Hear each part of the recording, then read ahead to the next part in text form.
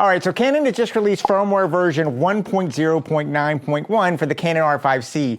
And this thing is so close to completely unlocking the Canon R5C with one really big caveat that keeps it from being fully unlocked. Let's go ahead and take a look at it and talk about it. Oh, hey, and do me a favor, if you find this video useful in any way, shape, or form, go ahead and hit that like and subscribe button. It is so hard to keep a YouTube channel going these days, and your subscriptions are the only thing that keep this channel going.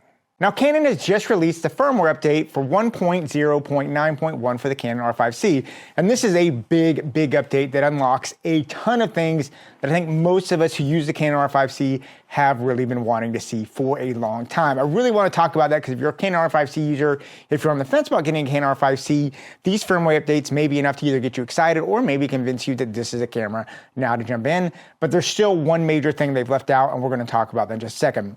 Now, the very first thing I do want to talk about in this unlocking is going to be the fact that from the start, one of the most annoying ticks of the Canon R5C was the fact that you could not fully use all of the aspects of the camera, like if you're using 8K and raw light at 60 frames a second, if you're using the internal battery.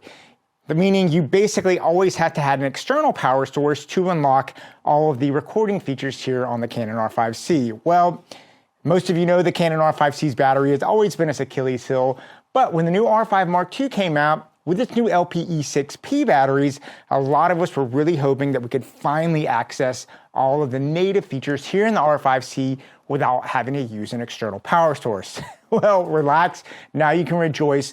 With this firmware update, you can finally access all the power from this Canon LPE6P battery, and more importantly, it takes away all those annoying restrictions that you had on the internal battery here on the Canon R5C. That means you can now shoot on 8K raw light at 60p, and you can do it. It's not going to limit you. It also means there's going to be certain lenses now that you can access all of the autofocus features, things like that, all unlocked here on this camera. That is a gigantic thing for most people out there. We want to be able to access that without having to always rely on an external power source. Now, for me personally, I'm not a big RAW shooter on these cameras. It's just not something that makes sense for my workflow. So this isn't really the update part that got me the most excited. I'm going to show you what I got really excited about that. And that is that Canon continues to finally accept that this body has its own unique form function. And now we can finally do tracking by touch priority here on the Canon R5C. This is an absolute just gigantic game changer in how you shoot with this. I've always been really frustrated by the touch functionality of the Focus AF here on the Canon R5C, especially because it's the same body essentially as the R5, which is extremely intuitive. Luckily now all that has been addressed. Let's take a look at it. Okay, so if I come over here in my menu, you're gonna see, if I come to my fifth menu in the camera setup, which is all the focus is, you will now see a new option here, and that is track by touch priority. Now it's disabled by default, but if I enable it, now I can touch my back screen and get what I want. If you look here, I'm just gonna go ahead and touch that little pumpkin, and boom, I'm tracking it. But let's say I wanna go to the squirrel, I can touch back there, you can see it jump right there. Touch in between, it's good to go, and as you can see now, it is actually tracking my objects. If I want to go to the squirrel for some reason, boom, it's going to track to the squirrel, and now I'm tracking on the squirrel as it goes. This is something that was so missing here, that tracking ability just to tap and track from the Canon R5C. This really opens this up, makes it so much more useful, especially for someone that does a lot of gimbal work or movement, or even you're doing fast kind of more documentary type work. This is an absolutely huge game changer that unlocks so much of what this body should be. But that is not the only enhancement they've done here to the touchscreen that makes it so much more intuitive to use this camera. The other thing is now this firmware update does have movable AF frames and focus guide touch where you want to move it. And this is an absolutely gigantic thing, especially if you use a lot of manual focus cinema lenses, which would make sense on the Canon R5C. I've used this before in cinema situations, and not having that ability to quickly touch where you want to go just drives you crazy. It is so nice to see it. I'm going to show you how it works. Now I'm going to click this lens here. I'm just going to put it on manual focus so you can see here. And once again, I'm going to pop this out. You can see that I have this pumpkin. And as you can see, I can come here now and focus on my pumpkin, get my guide just right, perfect right there. But let's say I want to come to Mr. Squirrel. Well, these guides are really important. Now all I have to do, if I just touch on the squirrel's face, look, the guide jumps over there, and then look at this.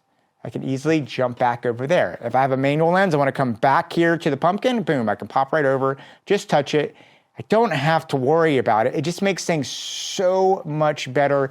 And I end up still, even with all the incredible autofocus features of these cameras, the manual focus components of this is so important in how I shoot and maximizing what you want to get for these lenses. And having this ability now just to touch and tap and move and get that aid on there really makes a gigantic difference in how you shoot.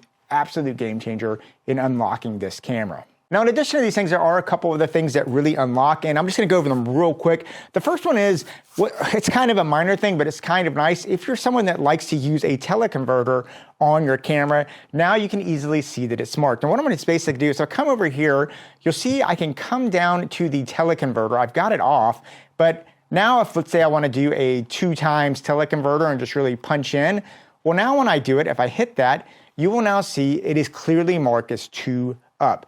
And what's really nice, if you're someone that really likes to punch in and basically maximize what this sensor can do, you can actually make one of these buttons to be a teleconverter and you can just jump between it.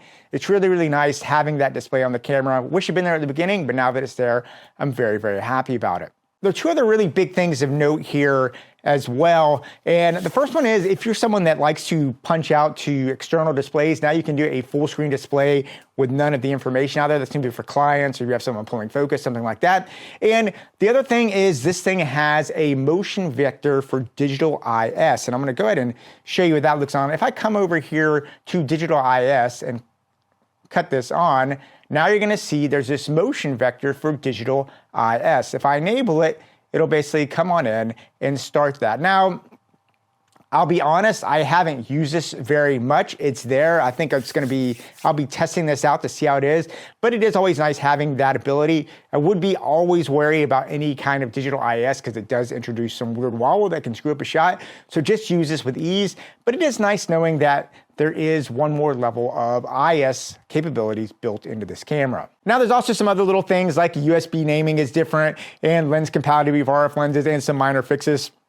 I'll go ahead and put a full list here of every single thing that's part of this update. But as you can see, this is just really good. Comes really close to unlocking this camera. But there's still one massive major thing that has not been addressed here in the Canon R5C that is a sense of extreme frustration for most of you out there. And that is there is still no native Bluetooth or Wi-Fi that you can get in the video mode here of the camera unless you have that $1,000 add-on. It is an absolutely annoying, very infuriating component, especially because of the fact that if I switch this Canon R5C into photo mode, I can access Wi-Fi and Bluetooth, but when I switch it to video mode, I can't. So you literally have Wi-Fi and Bluetooth built into the hardware of this camera that you cannot still access in video mode. Canon, please, it's the last major firmware update we need. Please let us access the Bluetooth and Wi-Fi on this camera so we can say this camera is finally and completely fully unlocked. Anyway, that aside, a lot of great features on this camera that I think really unlock this camera as close as you can do with it getting unlocked completely. If they could just fix that pesky Wi-Fi and Bluetooth component. Anyway, guys, I'd love to hear what you have to say about this. Leave me any notes and comments down below. And yeah, go out there, keep on shooting. Yeah, I'll talk to you soon.